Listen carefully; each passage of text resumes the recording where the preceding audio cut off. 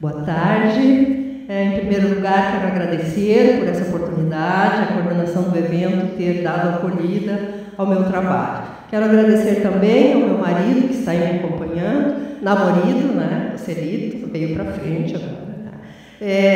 Já vou dizer que eu tinha planejado um trabalho um pouquinho maior, então já vou cortando algumas questões para que não precise, ao final, deixar de dizer coisas que eu considero bastante importantes. Então, como está aí, eu faço parte do grupo de pesquisas, né, coordenado pela minha sempre orientadora, a professora Maria Cristina, que é o grupo de pesquisas Oficinas de AD Conceitos em Movimento. E sou professora da Universidade de Cruz Alta, uma universidade comunitária.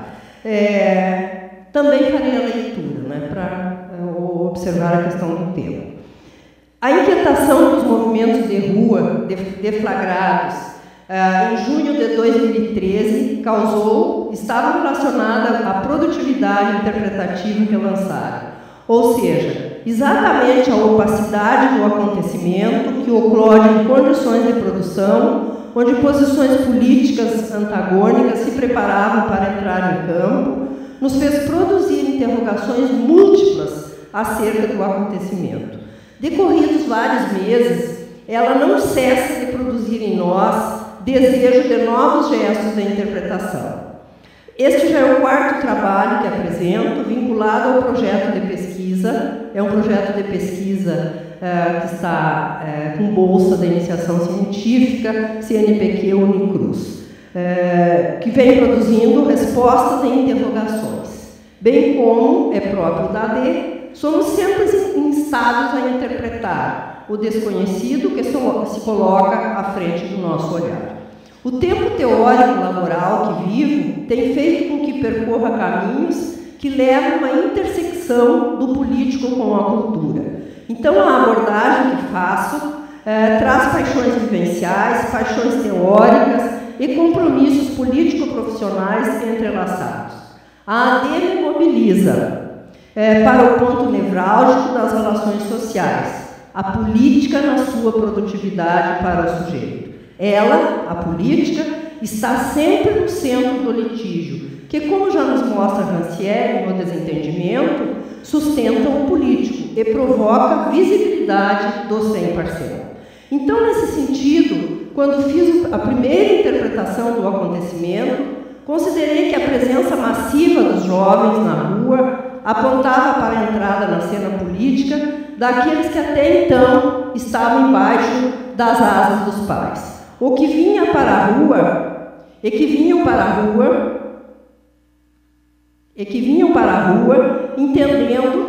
atendendo a um chamado anônimo do Facebook. Sai do Face e vem para a rua. E na rua foram interpelados a assumir uma ou outra posição. Isso era o que eu pensava em 2013. Mas não posso ficar muito no escuro, tem que ser intermediário. Que é uma senhora velhinha, já não enxerga assim tão bem no escuro. E na rua foram interpelados a assumir uma ou outra posição na luta ideológica pela garantia do transporte público sem reajuste ou pela manutenção da arborização e importante via porto-alegrense. Tratei também da questão do desamparo, provocado a partir da ausência de um pai, e também em decorrência do mal-estar na cultura, segundo os saberes da psicanálise. Na sequência, tratei do funcionamento das manifestações de rua como sintoma da reorganização dos movimentos sociais, que, de acordo com o GONO, 2013, era um reflexo dos movimentos de rua internacionais.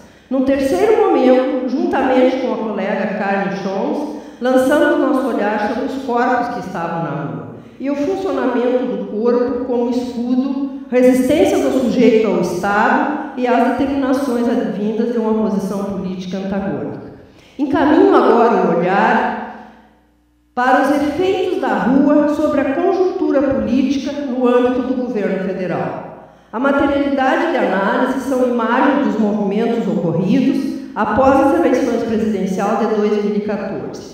Elas estão em arquivo da web, de onde já agenciam sentidos, pois nos caberia perguntar: os funcionamentos que as imagens nesse arquivo de mídia virtual terão o funcionamento que as imagens, que esses arquivos da mídia virtual terão na constituição da memória coletiva. Quem nos recortou do grande arquivo que a mídia televisiva e impressa constrói acerca das manifestações?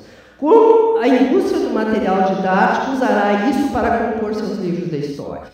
Pelos resultados que vimos tendo nesse tempo de leitura dos movimentos de rua, sabemos que as redes sociais mobilizam para o acontecimento de rua, divulgam a partir de várias perspectivas os eventos. E as mídias convencionais, em especial a televisiva, trabalham os acontecimentos, mobilizando a memória coletiva, exposição repetitiva de imagens, apresentação de cifras em posições contraditórias, narram o já narrado nas mídias sociais, mas com autoridade para recortar, direcionar, colocar dentro e fora da ordem, classificar os participantes entre ordeiros e desordeiros ou baderneiros. De acordo com a recomendação de Davalon acerca da perspectiva para trabalhar interpretativas imagens, quanto ao nosso trabalho, vamos prestar atenção à maneira como certa imagem concreta é uma reprodução cultural, quer dizer, a levar em consideração sua eficácia simbólica. Buscaremos essa eficácia na simbologia do verde-amarelo em oposição ao vermelho, na oposição entre casa e rua, corpo biológico e corpo político. Eu vou deixar fora a questão da oposição casa e rua, porque senão vai ficar muito extenso o texto. E estou mais interessada na questão do verde e amarelo, do corpo político e corpo biológico. A rua de verde e amarelo. As considerações de Rancière, 2014, acerca do desconforto que causa... Não, não é esse ainda. Esse aqui.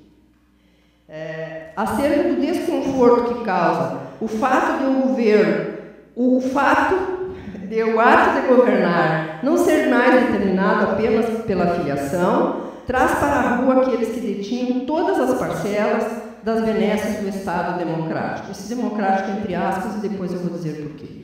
E que numa onda verde-amarelo declaram sua posse sobre o país e buscam expulsar do paraíso o vermelho que tenta roubar-lhes lugares sociais e políticos até então exclusivos. Como já tratei em outro trabalho, lá que apresentei no seminário de Foucault em 99, em Florianópolis, o vermelho está inscrito numa memória que retoma os aspectos negativos da civilização. A cor remete à paixão, que, por exemplo, na perspectiva freudiana, está relacionada ao ethos da morte. Mas no Brasil, o que mais significa é o comunismo, o MST, as lutas revolucionárias da esquerda. A chamada dos jovens vem para a rua, juntos somos mais fortes, funciona como elemento interpelador para que assumam a posição de defesa do verde e amarelo contra o Brasil vermelho. Em analogia ao que nos mostra Bauman, 2000, diríamos que essa filiação ao movimento de rua funciona como uma oportunidade de o sujeito se constituir do lado do bem, estabelecer pertença, laço com o coletivo que luta contra o mal. A presença dos jovens permite remeter ao tempo da entrada dos mesmos na cena política pela assunção da posição de defensores da pátria, vestidos de patriotismo, verde e amarelo, ou seja, bons soldados que protegem as riquezas simbolizadas no amarelo-ouro e no verde. Protege o vasto território de terras agriculturáveis da gana dos 100 parcelas, conforme Rancière, 96, esse termo 100 parcelas. As manifestações têm ares festivos, são experiências constitutivas da identidade, sustentada pela repetição de imagens midiáticas, onde o jovem tem seu papel destacado pela rememoração de outros eventos de rua, com objetivos idênticos. Esses outros movimentos fazem movimentos de rememoração do acontecimento de 50 anos atrás, ou menos ainda, dos caras pintados em defesa das diretas ou do impeachment de Collor. Produz um duplo ao complementar movimento, produz um duplo ou complementar movimento sobre o passado. Trazem a história de lutas contraditórias em nome da democracia e reavivam a memória coletiva, que, segundo Davalon, só se retém do passado o que ainda é vivo ou capaz de viver na consciência do grupo que o mantém. Lembremos que qualquer um desses acontecimentos históricos se deu sempre tendo como pressuposto o mal que ameaçava a democracia, entre aspas, de novo, a democracia. O verde e amarelo assume em qualquer um desses episódios o lado do bem que expulsa o mal, pois eu te amo, meu Brasil, e por isso um outro, para quem está em dúvida acerca de ser ou não um de nós, há um só caminho: ame-o ou deixe. A expulsão dos diferentes, dos estranhos, como nos aponta Bauman, relaciona uma perspectiva da cultura nacional que foi proclamada como uma totalidade, que encerra em si mesma e que elimina tudo que não se encaixe no modelo unificado, destinado a se tornar obrigatório na área sobre a soberania do Estado. Esse modelo opunha-se ao multiculturalismo, que admitia a convivência de diferentes e autônomos conjuntos de normas comportamentais. O verde e amarelo, como é que tá? Tá louca! Não pode ser. Não pode, tá? O verde e amarelo remete à nação, ao combate daqueles que ameaçam perturbar o gigante e não ao Estado. Filia-se um coletivo em que as únicas comunidades que solidárias podem pensar em construir e os administradores do espaço público podem séria e responsavelmente oferecer são aquelas sobre o medo, a suspeita e o ódio. Vou pular uma parte, porque tem uma parte aqui que eu não posso deixar de mostrar. O Estado agredido, então, esse, né, que está nos causando o medo, né, está personificado no comportamento de políticos que carregam como cultura política aquilo que Baqueiro, em 2011, Marcelo Baqueiro, da URGS, né, das Ciências Políticas, trata como uma cultura política híbrida, em que interesses privados prevalecem sobre os do Estado. Caracteriza-se pela privatização, clientelismo, personalismo e fragmentação social. Então, sendo assim, é preciso encontrar alguém que está personificando esse mal, né, esse Estado. E é aí que nós vamos ter aquilo que eu digo que eu tenho que mostrar, é essa transferência para uma pessoa, ou seja, para o executivo, né? O sujeito tenta se separar dar ele a nação, se separa o Estado, a parte administrativa fica para outro, e esse outro está personificado, no caso, no executivo, né? Então, é aqui que eu tenho a questão do corpo. Aqui é a expulsão, né? A expulsão do mundo vermelho. Imagens todas que vocês já conhecem, elas estão só ilustrando o nosso trabalho. Aqui também, aquilo que eu falava antes. Voltando um pouquinho, porque não podemos deixar de mostrar lá atrás. Essas questões do corpo, né? Vou mostrar bem ligeiro, porque assim, ela é tão dura que ela nos incomoda, mas na verdade só para dizer para vocês que retiramos isso, circulou na rua, né? E está aí, eu vou fazer então uma rápida análise do que é isso. A personificação do corpo político, o adversário, num corpo físico, aparece nas manifestações pela desqualificação da presidenta Dilma. Da mesma forma como já havia aparecido nas manifestações de 2014, quando usaram a expressão políticozinho e ao lado de uma mão de 4 dedos com a inscrição de fora PT. O corpo físico é simbolizado e desqualificado o corpo político. Ao mandarem a presidenta atender necessidades fisiológicas e esquecer de voltar, os manifestantes tentam colocá-la no lugar apenas biológico, sujeito da natureza, e com isso desqualificar o sujeito da política.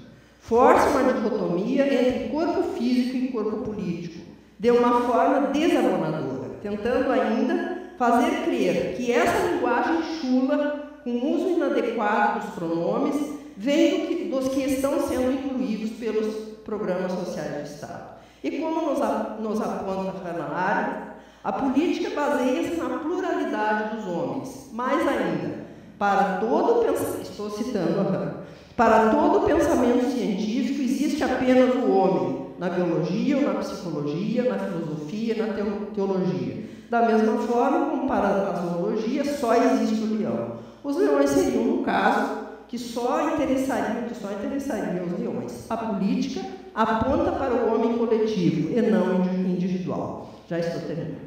As imagens, as pesquisas feitas entre os manifestantes de março de 2015 mostram que a maioria cursou ou está cursando ensino superior. Logo, há ausência em alto percentual de participantes com menor escolarização. As fontes são os jornais, especialmente a Folha de São Paulo. Os mecanismos para fazer crer que esses estão no movimento dos insatisfeitos com a presidenta consiste também na prática de entrevistas televisivas de rua, onde entrevistados que ainda lutam por direitos fundamentais de sobrevivência, alimentação, moradia e saúde, são surpreendidos pelo repórter com perguntas direcionadas para a resposta pretendida. A mídia televisiva, nesse processo,